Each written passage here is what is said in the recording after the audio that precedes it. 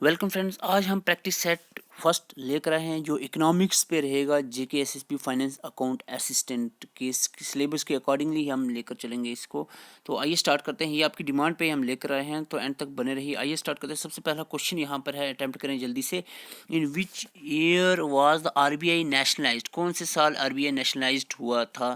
तो जल्दी से आंसर करें। ये है 1949 में। ओके, थोड़ी सी आपको इंट्रोडक्शन इसकी दे देता हूँ। आंसर इसका 1949 है। आरबीआई नेशनलाइज 1949 में हुआ। तो दो तीन पॉइंट आपको याद रखना है यहाँ पर।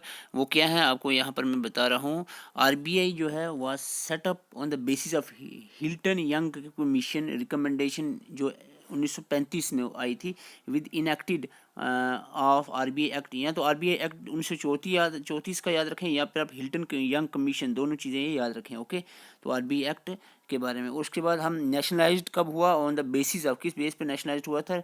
Reserve bank of India act 1948 जो आया था, उसको transfer to public ownership act भी कहते हैं। तो ये आपको याद रखना, इस एक्ट के तहत ये इसके बेसिस पे ये नेशनलाइज्ड हुआ था। और तीसरी बात यहाँ पर याद रखनी है कि सीडी देशमुख सबसे पहले गवर्नर बने थे आरबीआई के, और आरबीआई का हेड क्वार्टर जो है मुंबई में है। And then finally the current governor जो है आरबीआई का, मोस्ट इंपॉर्टेंट क्वेश्चन, वो है शक्तिकांत दास। ठीक है, करंट अफेयर का क्वेश्चन है, Shaktikanta Das. Okay, question number 2 से पहले थोड़ी सी और बात कर लेते हैं। रोल ऑफ आरबीआई आपके सिलेबस मेंशन है, तो मैन फंक्शंस ऑफ आरबीआई याद रखना है। एक तो आरबीआई नोट इशूइंग ऑर्गेनाइजेशन है, और डिटरमाइन करते हैं मॉनेटरी पॉलिसी को। ठीक है, नोट इशू करती है और मॉनेटरी पॉलिसी को कंट्रोल करती है। दूसरा है कि आरबीआई कंट्रोल करती है credit operations of banks through the quantitative and qualitative tools के थ्रू क्रेडिट ऑपरेशंस को कंट्रोल करती है। उसके बाद hold the cash reserve of all the scheduled bank, जो जितने भी बैंक्स होते हैं उनकी जो रिजर्व कैश है वो उसको होल्ड करती है। यानी बैंक जो है आरबीआई में ही अपने कैश को रिजर्व रखते हैं। कंट्रोल द बैंकिंग सिस्टम को कंट्रोल करती है, लाइसेंसिंग सिस्टम को इशू करके। Act as a lender of the last resort. तो ये कुछ पॉइंट्स आपको याद रखने हैं। इसके बाद हम बात करें बैंक के रिलेटेड, ये भी आपको याद रखना चाहिए। अगर आपको पता है तो आप स्किप कर सकते हैं। तो ये है आपका bank rate, repo rate, reverse repo rate. Okay, और सीआरआर, कैश रिजर्व रेशियो। तो मैं इन सबको आपको एक लाइन में बताने की कोशिश करता हूँ। थोड़ा सा इधर देखें आप। सपोज ये आपका है आरबीआई, ठीक है, जल्दी से मैं बता दूंगा, आरबीआई सॉरी, और ये है आपका बैंक। ठीक है, बैंक जो पैसा आरबीआई में रिजर्व करता है उसको कहते हैं सीआरआर, कैश रिजर्व रेशियो। तो ये आपके सामने नीचे दिया है। सीआरआर क्या होता है? बैंक जिस रेट पे अपना या जिस रेट पे अपना पैसा जमा कराता है आरबीआई में, कुछ पैसा, सपोज बैंक के पास 100 रुपये है, तो वो 4 रुपये जो है बैंक जमा कराएगा आरबीआई में, रिजर्व करेगा, और बाकी 96 रुपये जो है वो लोन वगैरह दे देगा। अब बात आती है जो बैंक जो है उस पैसे को, सपोज 4 रुपये दिए हैं, उस पर जो इंटरेस्ट देगी आरबीआई, इंटरेस्ट देगा किसको? बैंक को। उसको कहते हैं रेपो रेट, रेपो रेट। ठीक है, उसको क्या कहते हैं? Repo rate. रेपो रेट क्या होता है? ये जो पैसा बैंक ने जमा कराया था ना, रिजर्व किया था, उस पर जो इंटरेस्ट मिलेगा आरबीआई से बैंक को, उसको रिपो रेट कहते हैं। और रिवर्स रिपो रेट क्या होता है? रिवर्स रिपो रेट उल्टा होता है। सपोज कभी कभी क्या होता है कि आरबीआई बैंक को पैसा देता है, ठीक है, और बैंक जो है उस पे जो इंटरेस्ट देगा जिस रेट पे, उसको रिवर्स रेपो रेट कहते हैं। ठीक है, बैंक जो है आरबीआई को इंटरेस्ट देगा, वो जो पैसा लिया था आरबीआई से लोन पे, तो उसको, उस इंटरेस्ट को कहते हैं, इंटरेस्ट रेट को कहते हैं रिवर्स रेपो रेट। तो ये कुछ इंपॉर्टेंट टर्म्स है, ये आपको याद रखने हैं। इसके बाद क्वेश्चन नंबर 2 पे आ जाते हैं। In which of the following type of market seller can not exercise the policy of price? कौन सी ऐसी मार्केट है जिसमें सेलर जो है पॉलिसी प्राइस को डिटरमाइन नहीं कर सकता? सेलर, ठीक है, तो वो आपकी है ओलिगोपोली। ठीक है, ओलिगोपोली में सेलर जो है नहीं प्राइस को डिटरमाइन कर सकता। तो आप ये मार्केट को देख सकते हैं। मार्केट में दो तरह के कंपटीशन होते हैं, एक होता है परफेक्ट कंपटीशन, एक होता है इम्परफेक्ट। ठीक है, इम्परफेक्ट कंपटीशन। इम्परफेक्ट की 3 टाइप है, मोनोपोली, ओलिगोपोली और मोनोपोलिस्टिक कंपटीशन। तो एक बार इसको रीड आउट कर सकते हैं। परफेक्ट कंपटीशन में क्या होता है, थोड़ा सा मैं बोलूँगा, इसमें फ्रीडम ऑफ एंट्री और एग्जिस्ट की फ्रीडम होती है, यानी कोई भी फिल्म इस मार्केट में आ सकती है, उसमें कोई रोक नहीं है। होमोजेनियस गुड्स होंगे, यानी एक ही फिल्म है, एक ही फिल्म है, इसके गुड्स जो होंगे, सामान जो इसका होगा और दूसरी फिल्म का होगा, वो एक जैसा ही होगा। ठीक है, तो कंपटीशन तो है ही है। सपोज इधर भी चावल मिल रहा है, उधर भी चावल मिल रहा है, बंदे को कंपटीशन है भाई, इधर जाएगा उधर जाएगा। अगर ये एक दुकान गोल्ड की है तो ठीक है, एक ये आटा चावल है बिक रहा है, तो इसमें कोई कंपटीशन आपस में नहीं रहेगा। समझ गया ना? होमोजीनियस गुड जहाँ होते हैं परफेक्ट कंपटीशन होता है। नॉर्मल प्रॉफिट, प्रॉफिट इसमें नॉर्मल ही है क्योंकि कंपटीशन बहुत ज़्यादा है। मोनोपोली की बात करें, इम्परफेक्ट कंपटीशन, यहाँ कंपटीशन कम है, तो मोनोपोली में मोनो मीन्स मोनो एक, यहाँ पर single firm, one firm with least 25% market share, तो एक ही फिर्म होती है, ठीक है।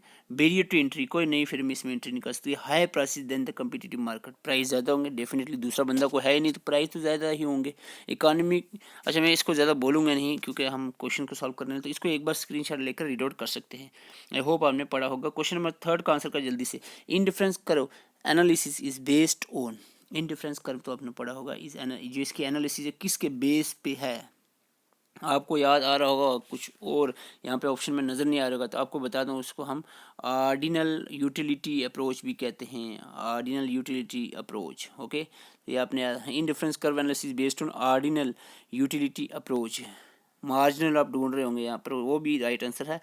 विच of the following is exception of law of demand, तो लॉ ऑफ डिमांड की एक्सेप्शन क्या है, ये ऑप्शन गलत हो गया, जल्दी से बताएं। एक्सेप्शन इसकी है आपकी गिफन गुड, जो एक्सेप्शन है, law of demand Giffen good exception है, तो आपको थोड़ा समझा देता हूँ। गिफन गुड क्या होते हैं, goods that are inferior in comparison to the luxury goods.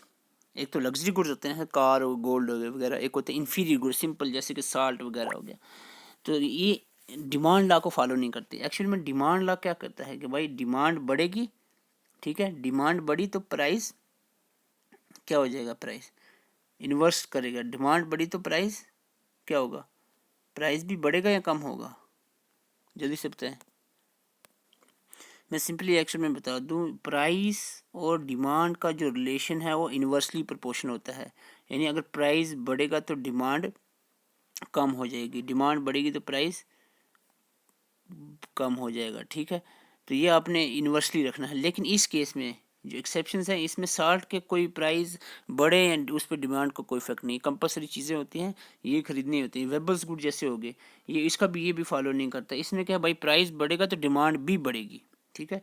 यहाँ क्या कह रहा है लॉ, क्या कह रहा है, प्राइस बढ़ेगा तो डिमांड कम होगी, लेकिन नॉर्मली। लेकिन वेबल्स गुड के केस में क्या है, अगर प्राइस बढ़ता है तो डिमांड भी बढ़ेगी, दोनों बढ़ेंगे, प्राइस बढ़ता है डिमांड भी बढ़ेगी। जैसे कि गोल्ड हो गया, कोई इंपॉर्टेंट स्टोन जैसे गोल्ड, डायमंड, लग्जरी कार्स, इनका प्राइस बढ़ता है, इनकी वैल्यू बढ़ती है, डिमांड इनकी ज़्यादा हो जाती है, तो इनको हम वेबल्स गुड कहते हैं। ये डिमांड लॉ को फॉलो नहीं करते, गिफन गुड और वेबल गुड्स, वेबल्स गुड। तो ये आपको एक्सेप्शन याद रखनी है डिमांड लॉ की। क्वेश्चन नंबर 5 का जल्दी से आंसर करें। विच of the following statement hold true in case of law of demand, law of demand के रिलेटेड कौन सी स्टेटमेंट ट्रू है। अभी मैं लॉ ऑफ डिमांड आपको बता रहा था, तो लॉ ऑफ डिमांड में क्या होता है कि positive relation between the price and community demand, demand और प्राइस में पॉजिटिव नहीं नेगेटिव होता है। तो इसका आंसर जल्दी से बताएं, this is the right answer.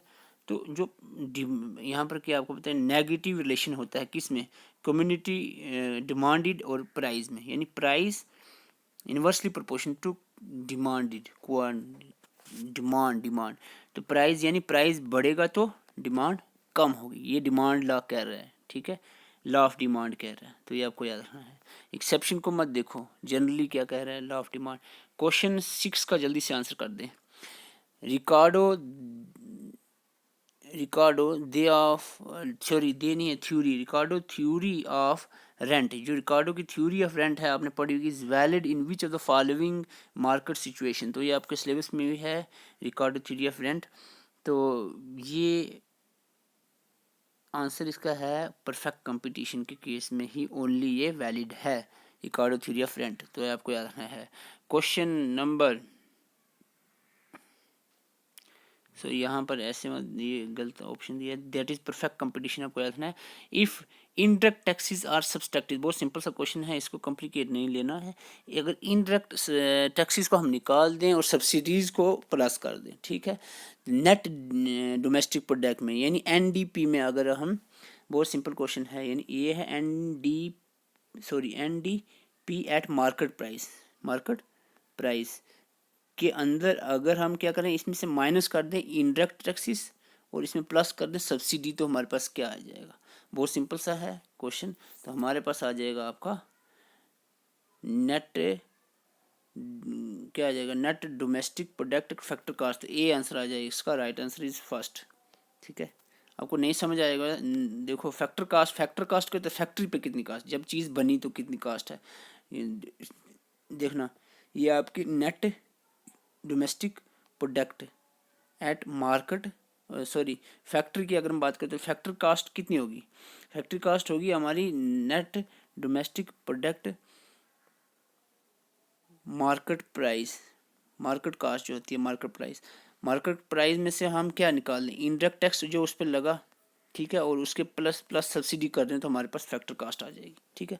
Subsidy जो उस पर हमने देनी है और टैक्स जो उस पर उसमें से दिया है तो उसको माइनस करना है, तो ये आपका NDP फैक्टर कास्ट बन जाएगा। क्वेश्चन नंबर 8 का आंसर करें। In marginal productivity theory it is assume that there is dash among the following dash among the different factor of productivity. तो मार्जिनल प्रोडक्टिविटी की जो थ्योरी है वो क्या एज्यूम करती है, that there is dash among the different factors of production, there is a substitutability in among the different factors of production। okay, the right answer is D। Question number 9 का बहुत simple है, answer करें जल्दी से। Question number 9 का answer क्या रहेगा, T and coffee जो है, टी और कॉफ़ी क्या है, टी एंड कॉफ़ी और डैश गुड्स, सब्सटीट्यूट गुड है, नॉर्मल है, कम्प्लीमेंट्री है, इन्फीरियर है। टी और कॉफ़ी सब्सटीट्यूट गुड्स हैं, बहुत सिंपल क्वेश्चन है। सब्सटीट्यूट रहते हैं जो एक की जगह दूसरे यूज़ हों, ठीक है। सब्सटीट्यूट गुड्स क्या होते हैं, two goods that can be used in place of one another. Example tea और कॉफ़ी, यानी टी की जगह कॉफ़ी यूज़ हो सकती है, उसको सब्स्टिट्यूट गुड कहते हैं। और कम्प्लीमेंट्री गुड्स होते हैं जो साथ में यूज़ होते हैं, यानी एक की वैल्यू दूसरे पे भी डिपेंड करता है, यानी इसकी डिमांड इस पे भी डिपेंड करती है। इसकी डिमांड राइस होगी तो जैसे पेट्रोल की डिमांड, कार बढ़ी तो पेट्रोल भी बढ़ेगा, ठीक है, डिमांड उसकी। इस तरह सिम मोबाइल फ़ोन बिके और सिम कार्ड भी बिकेंगी, तो दोनों की साथ में यहाँ टुगेदर यहाँ पर रहेगा, विद ईच अदर, डिमांड इनकी डिपेंड करेगी। तो कम्प्लीमेंट्री को साथ में और सब्स्टिट्यूट एक की जगह दूसरा, यार हम ठीक है, तो ये आपको याद है substitute and complementary goods. Question 10 last question है, इसका आंसर करें जल्दी से। Economic reform measures in India were formally introduce in, जो इकोनॉमिक रिफॉर्म मेजर्स हैं वो इंडिया में कब इंट्रोड्यूस हुए फॉर्मली, तो ये इंट्रोड्यूस हुए हैं आपका द राइट आंसर इस जुलाई 1991 में। ओके, तो कुछ इसके रिलेटेड पॉइंट्स याद रखना है आपको कि किस मिनिस्टर, प्राइम मिनिस्टर कौन था, PV Narasimha Rao. Narasimha Rao prime minister थे जब इकोनॉमिक रिफॉर्म जो है आए थे।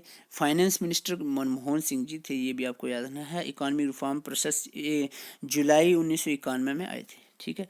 It was termed as liberalisation by media, media ने इसको लिबरलाइजेशन का टर्म दिया था। Goal of the reform was to make the economy more market service oriented and expand the role of private and foreign investment, जो है private और foreign investment का role को यहाँ पर एक्सपेंड किया गया था इस रिफॉर्म के तहत। तो आपको याद रखना है, क्या याद रखना है, PV नरसिम्हा राव और Manmohan Singh finance minister. PM कौन था, नरसिम्हा राव, और मनमोहन सिंह क्या थे, फाइनेंस मिनिस्टर। जुलाई 1991 में आया था, ये आपको याद रखना है, सिलेबस में मेंशन है। So this is all about from today's mock test. तो मैं एक चीज़ बता दूं, अभी 50% हमारे एस्पिरेंट्स ने चैनल को सब्सक्राइब नहीं किया है, तो आपसे रिक्वेस्ट है जल्दी से चैनल को सब्सक्राइब करें ताकि हम और भी मॉक टेस्ट और प्रैक्टिस सेट्स आपके लिए लेकर आते रहें। Thank you for watching.